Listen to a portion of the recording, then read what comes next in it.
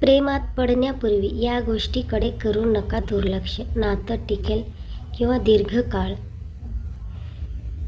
Relationship. जर तुम्हाला खरा जोडीदार हवा असेल जो तुमचे जीवन सोपं करण्यास मदत करेल तर त्यांच्यासमोर तुम्ही स्वतःबद्दल कोणतीही खोटी माहिती देऊ नका.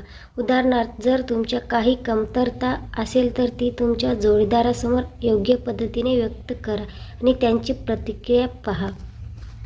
तुम्ही कोणाशी खोटं बोलून नातेसंबंध निर्माण करण्याचा प्रयत्न केला तर भविष्यातील नाते तुटू शकते. मोकळे न बोलणे. नात्यात जर तुम्ही तुमचे विचार स्पष्ट मांडू शकत नसाल तर असं नातं जास्त काळ टिकू शकत नाही. तुम्ही तुमच्या जोडीदारासोबत कितीही मोकळे आहात आणि तुम्ही सर्व काही सहज शेअर करू शकता की नाही लक्षात ठेवा. याशिवाय तुमच्यासमोर सर्व गोष्टी बोलण्यात पार्टनर किती आरामदायक आहे हे देखील महत्त्वाचे आहे. वैयक्तिक माहिती. सर्वात पहिल्या त्या व्यक्तीची संपूर्ण माहिती मिळवा आणि ज्यांच्या समाजात चांगला प्रभाव नाही किंवा त्यांच्यावर गुन्हे दाखल आहेत त्यांच्यापासून दूर राहावे.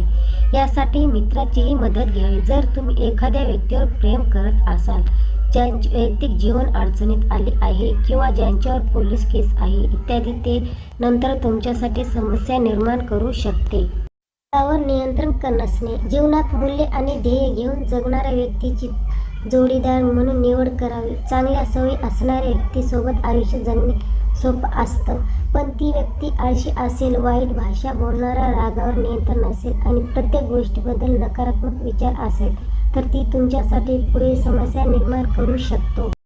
घाई करू नका.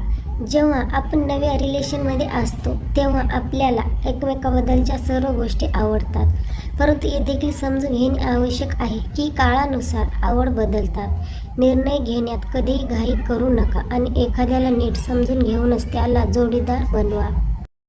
तर मग हा माझा व्हिडिओ तुम्हाला कसा वाटला नक्की कमेंट करून सांगा आणि चॅनलवर नवीन असाल तर चॅनलला